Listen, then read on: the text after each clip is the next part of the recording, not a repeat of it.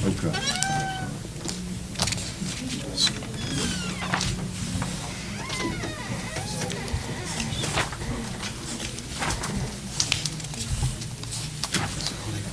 Assalamu rahmatullah.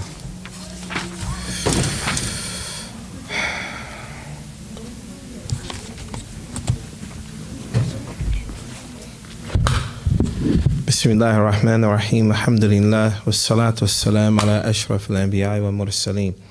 Nabiyyina Muhammadin wa ala alihi wa sahbihi ajma'in. Allahumma anfa'na bima 'allamtana wa 'allimna ma yanfa'una. Allahumma zidna 'ilman innaka anta 'alimul hakim. Allahumma ij'al hadhihi muhadara hujjatan lana la hujjatan 'alayna ya rabbil alamin. Amma ba'd. Today, inshallah ta'ala, we're going to be continuing in the book Buloog Al-Maram, fi kitab as-siyam, the book of fasting. The last class we had in this, we didn't actually get into any hadith. We just did a small introductory about fasting. Today, inshallah ta'ala, we're going to actually start some of the hadith or some of the ahadith in this particular book. Before we start going through the hadith, you got to ask yourself, what's the benefit? What's the benefit of learning about hadith, of fasting in the month of Ramadan? Assalamu rahmatullah. Is there a benefit? What's the goal? What should be the goal? Learning hadith, yes. What's the goal? To implement what you learn. I recall there was a time when we were studying Islam, and at one point we were focused on studying all the rules and regulations, like all of the ahkam, halal, haram, right? And when you study those sciences, a person can get detached from the heart. What that means is you could be so busy studying rules. Like, for example, if you're studying usul al-fiqh, if you're studying mustalah hadith, and when you're studying these different sciences, you can get so caught up in the science itself that you forget the attachment to Allah subhanahu wa ta'ala. Does that make sense? You can get overwhelmed with learning the intricacies of rulings and verdicts, etc., because this is definitely interesting. It's like a whole ocean. And you can start swimming in this ocean, and then you forget that your heart might become hard now because you're not focused, you're not making that connection. Does that make sense? You're not making that connection to your worship of Allah. Does that make sense? So a person can study Islam, know all the rulings, but then it's not beneficial to that person in his life. It's just information, right? They say, al-ilmu bila amal ka-shajara bila thamar. Knowledge without actions is like a tree that doesn't bear fruit. It's no benefit. It's no benefit. And when they say thamar for a tree could bear fruit or it could have a shade. If it's hot outside, you can get under the tree, get some shade. If the tree bears fruit, you can pull fruit off of it. But if it's just a tree there and it's just blocking the way and there's no benefit to it, you want to what? You want to chop it down, right? Right. I say that to say, because once we start studying hadith and going through different hadith, it's all technical. But the benefit of this is that it directly relates to an act of worship that we're doing now. And it gives you an understanding of how to process information, right? So I'll give you an example. The first hadith is an Abi Hurairah radiyallahu ta'ala anhu قال قال رسول الله صلى الله عليه وسلم لا تقدموا رمضان بصوم يوم ولا يومين إلا رجل كان يصوم صوما فليصمه Muttafiqun alayh. This hadith is reported by Sahih Bukhari and Sahih Muslim. It's authentic hadith. In this hadith, An-Nabi alayhi salatu wassalam, he said, La taqaddamu. Do not proceed the month of Ramadan with fasting 1 or 2 days before Ramadan.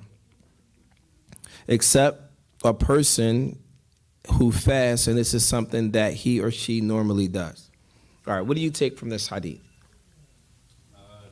Don't fast 2 days before Ramadan. Don't fast 2 days before Ramadan. That's not what you normally do. If that's not what you normally do. Clear. Anything else? Give me another benefit from this hadith.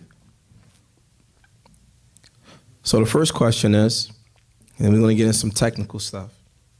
Is it haram or halal? Or is it? It's neither. Okay, listen. And this is a rule, right? So I know we're all fasting, but we're gonna think a little bit, right? The rule is, anytime the Prophet ﷺ gives us a command or a prohibition, the origin is what? That is haram. Anytime the Prophet ﷺ gives us a command, the origin is that it is what? It's wajib, obligatory. So pay attention. This is the rule. The origin, anytime the Prophet ﷺ gives us a prohibition, the origin is that it is what? Haram. Anytime the Prophet ﷺ gives us a prohibition, gives us a command, the origin is that it is what? Obligatory. Yes. Okay. All right. Okay. So if that's the understanding, we have to take that rule and apply it to every hadith. So here in this hadith, the origin, An-Nabi alayhi salatu wasalam, he said, لا تقدموا رمضان بصوم يوم أو ولا يومين. Do not precede the month of Ramadan with fasting 1 or 2 days. Okay? That's the rule. The origin is what? The origin is do not fast, right? 1 or 2 days before Ramadan. Mumtaz. So if that's the case, is the Prophet ﷺ saying it's haram? Yes. He is. Yes. Okay. So here's another rule. And this is what I says, it gets technical. Now here's another rule. Huh? Go ahead.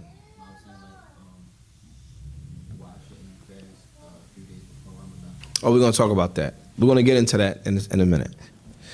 All right. So when he says, don't fast 1 or 2 days before Ramadan except for a person that usually fasts, فَلْيَصُمْهُ, then it's okay for that person to fast.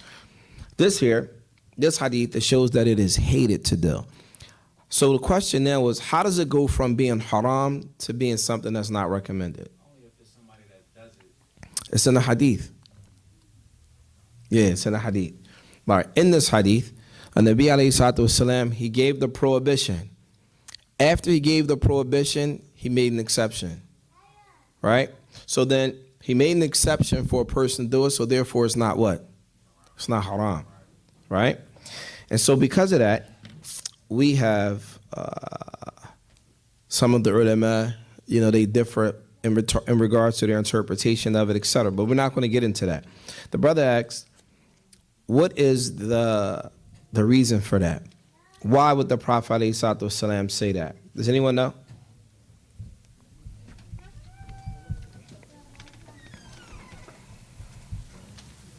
Anybody want to add something? Why do you think it would be, why would the Prophet ﷺ say that? Huh? Anybody? I want to know your thought. What's your thought? What do you think?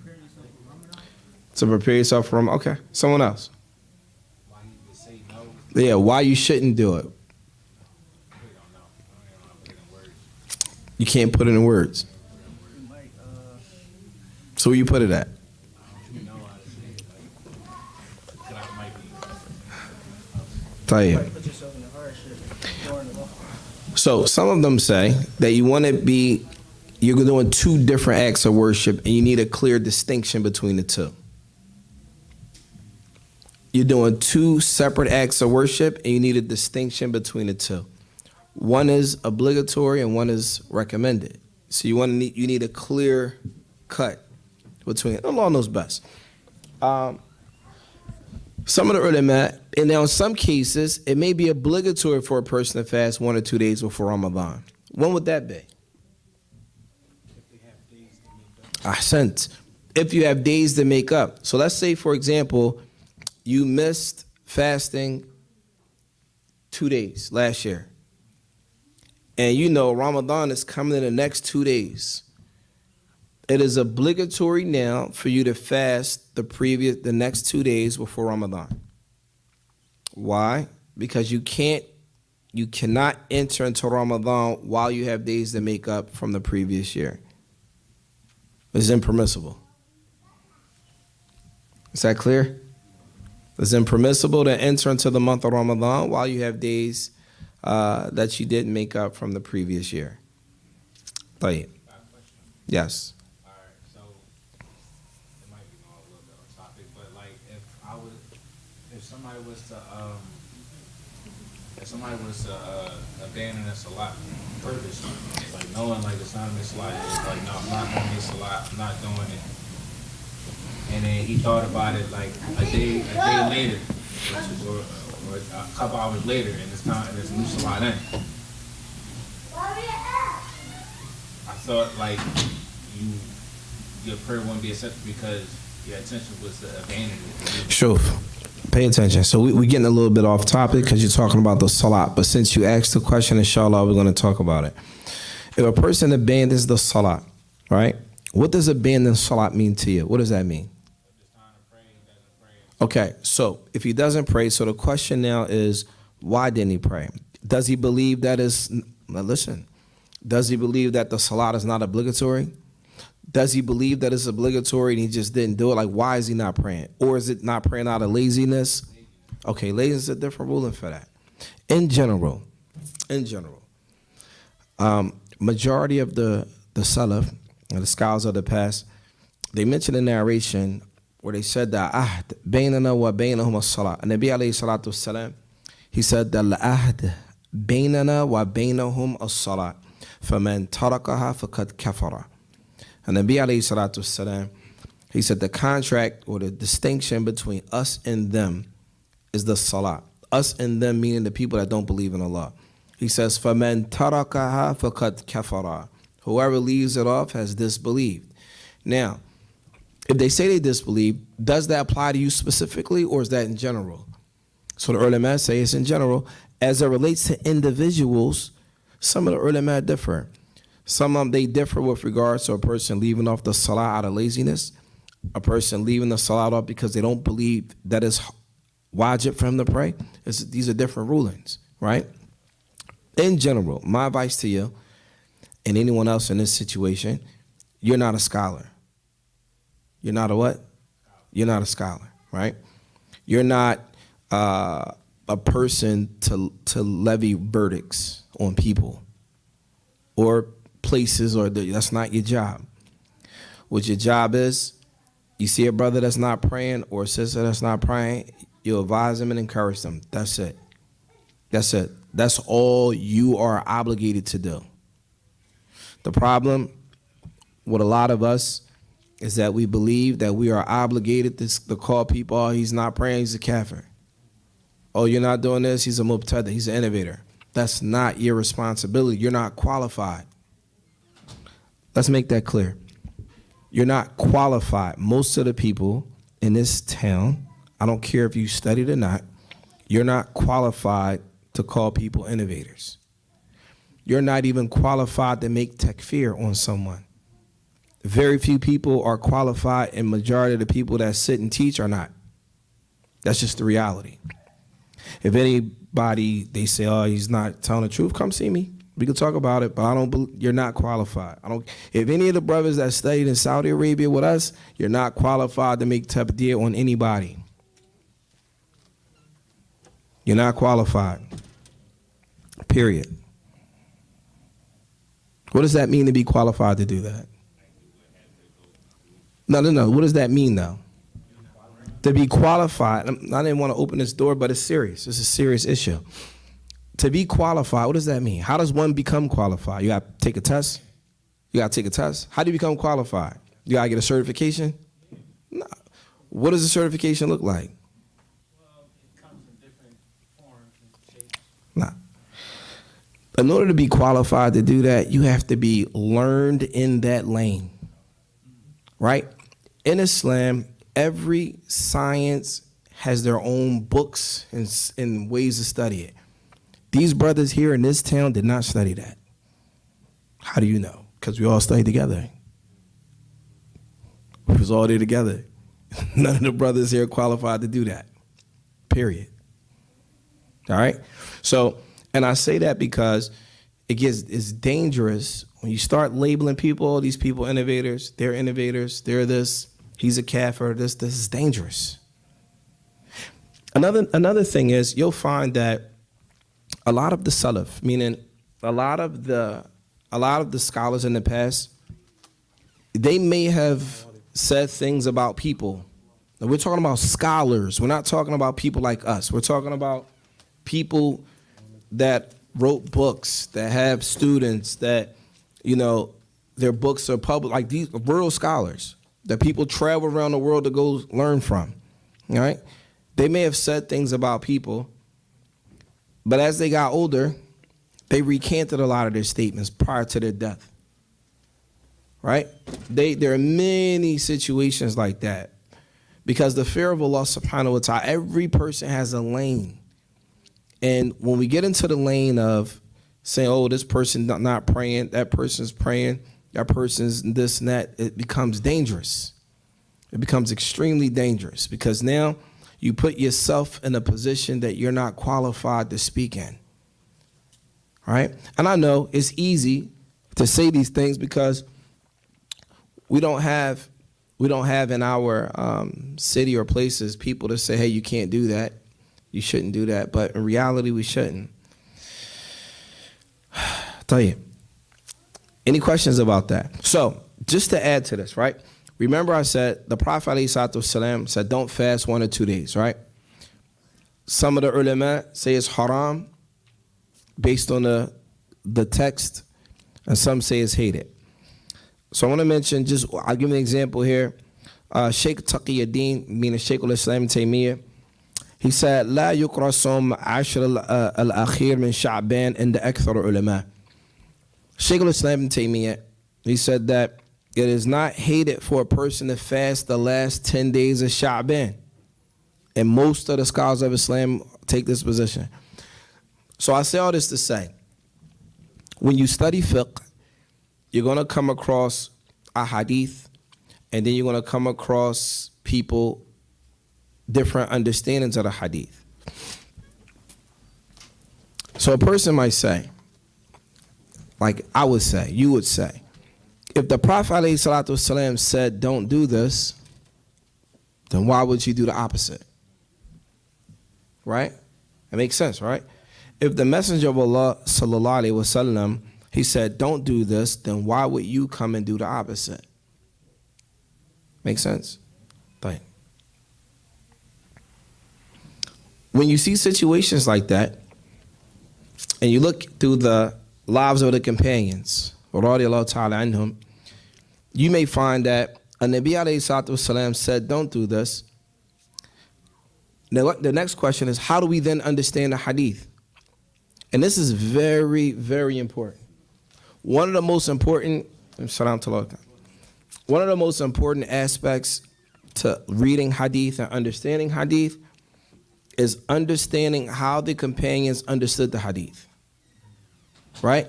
Not your understanding of the hadith. How did the companions of the Prophet ﷺ understand the hadith? Lish, limada, lianna fahmahum, or their understanding is better than ours.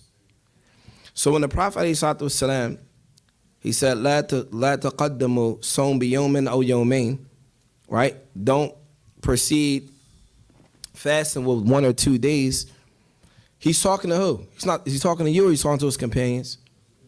Talking to his companions, the people that was around him, the companions. They heard this hadith, and then for some of them to say, okay, well, we're still going to fast anyway, because, okay, now here's another thing, and this is also very important. Another reason how we know that it's not haram to do it is because you'll read through other narrations of the companions actually opposing this hadith. So this means that it wasn't haram, but this don't do it was a sign of hatred. You shouldn't do it, not that it's haram to do it. Yes. Grammar point. Yeah, so is that la nafi? La nafiya lil jins? The asl is that it's nafiya.